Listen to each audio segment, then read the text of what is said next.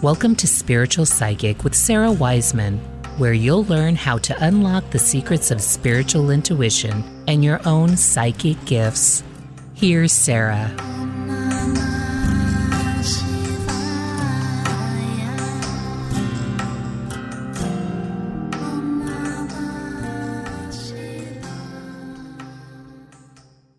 Hey everybody, I'm Sarah Wiseman. Today we're talking about the idea, why does your uniqueness matter? Learn why human evolution requires each of us to show up differently from each other and to show up differently than we have in the past. It's interesting about this idea that we're evolving and how fast we are evolving within a particular lifetime.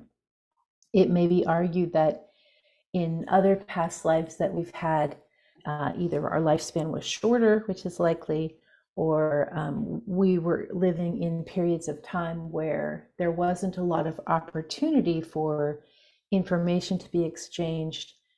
There wasn't a lot of literacy. There just wasn't a lot of free awareness. And so our ability to, maybe there wasn't a lot of travel. It was just sort of like you were stuck where you were, and that's what you knew, and that's all that was going to happen in that lifetime. And so you did the best you could in a kind of narrow situation. And so here we are in the modern world, and that's really not the case anymore. Pretty much anybody with any kind of internet access is going to have access to the world, to the globe, to pretty much anything. I remember when I think it was Google Earth first came out, or it might have been called something different at that point, but I remember you could go on and look around places far across the world, and you could look directly at those.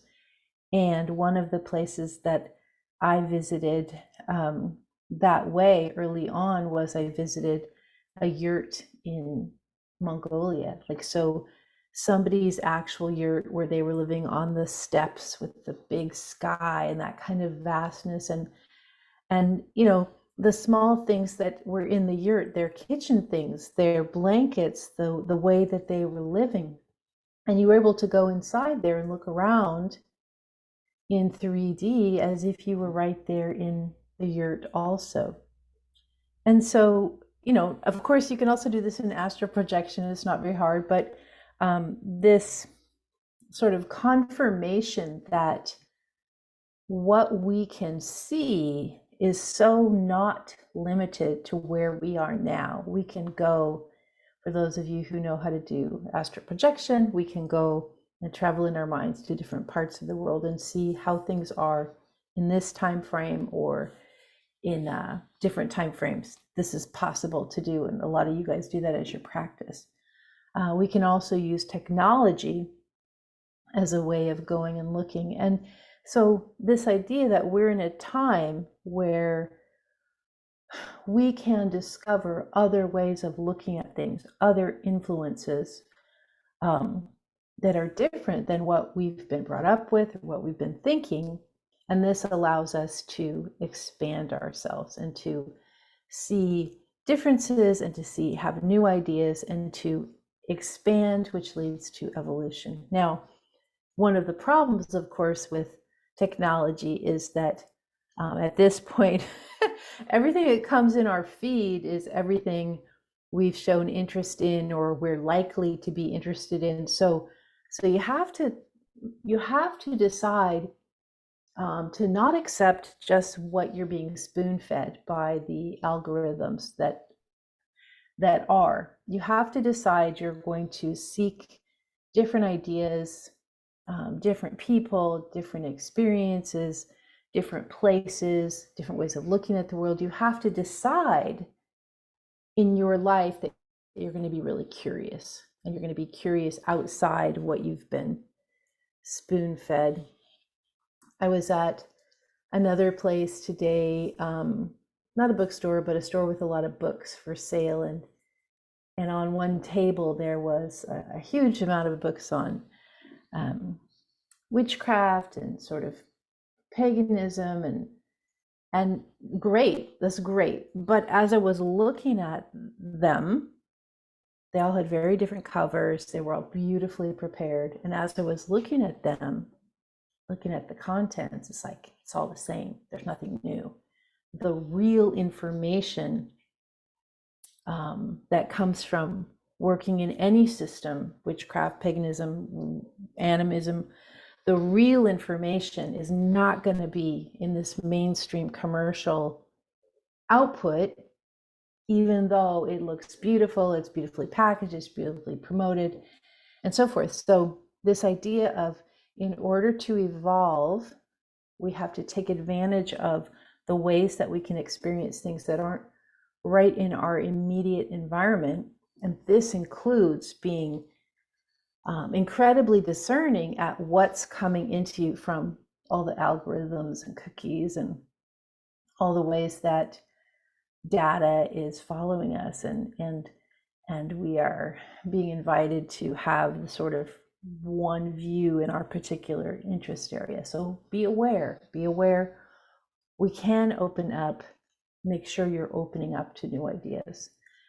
The other thing is about our uniqueness. And I had a chance to come across some photos of myself from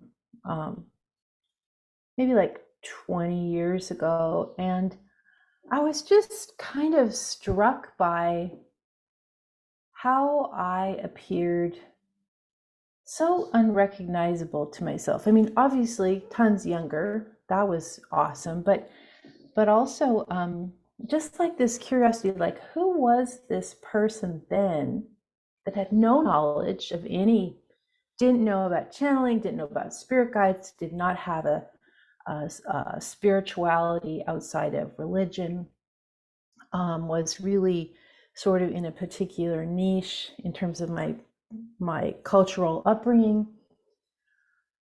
And who was this person who was going to turn into me, or who were you about to turn into you later?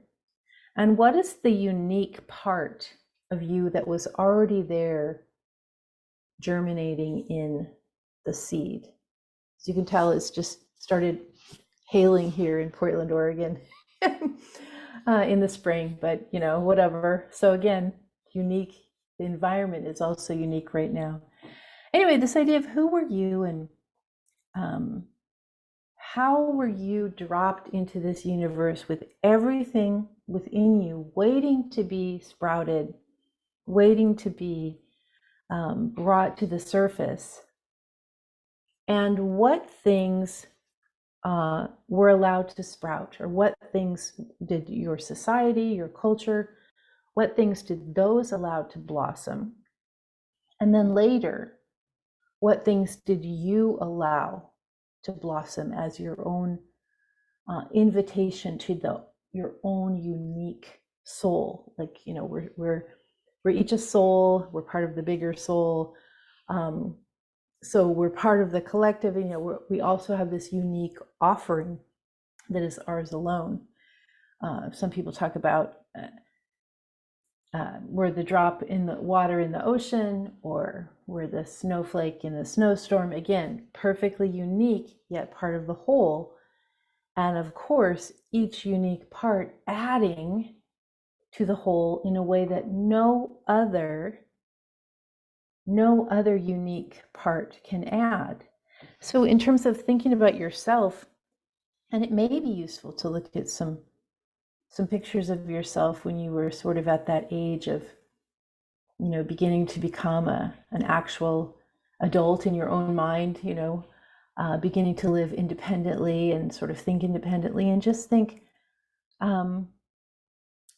who was I then? How did I see myself as unique being? And how has that unique being, whether they've been able to blossom fully, or whether they've been downtrodden by life or people or whatever it is, what parts of me have been carried through? So this is different than looking at the 8 or 12-year-old self. Like, what were you good at? What did you enjoy doing? I think I've joked a bit. My 12 years old self really loved macrame, right? I love to macrame stuff. So obviously that is not a unique talent I'm taking forward as, you know, the macrame business, right? It's like that was just a thing. It wasn't really, so far as I know, macrame is not what I'm here for. Somebody else may be here for that, but not me. So looking at this older self and looking at how you were stepping out into the world, what you loved, what really intrigued you, and what you were thinking about day and night, what you were trying to do, and just kind of seeing if there's something there for you in your unique self now to sort of remember or recall or have as some kind of guiding light. And again, it's not necessarily around your gifts and talents, maybe around your interests or your passions, maybe something that you're, not even sure if you're very good at, and yet you were deeply interested in that at that time of your opening into adulthood. Your unique self is what you're here to contribute. Because why? Because nobody else can do this job, right? Nobody else can have the offering that you can bring. It's impossible. So just kind of thinking about this and how each of us is here to contribute to the whole. What are we supposed to contribute? We're supposed to contribute our unique understanding and participation, and seeing what that means for you. I'm Sarah Wiseman, and you will find me at sarahwiseman.com.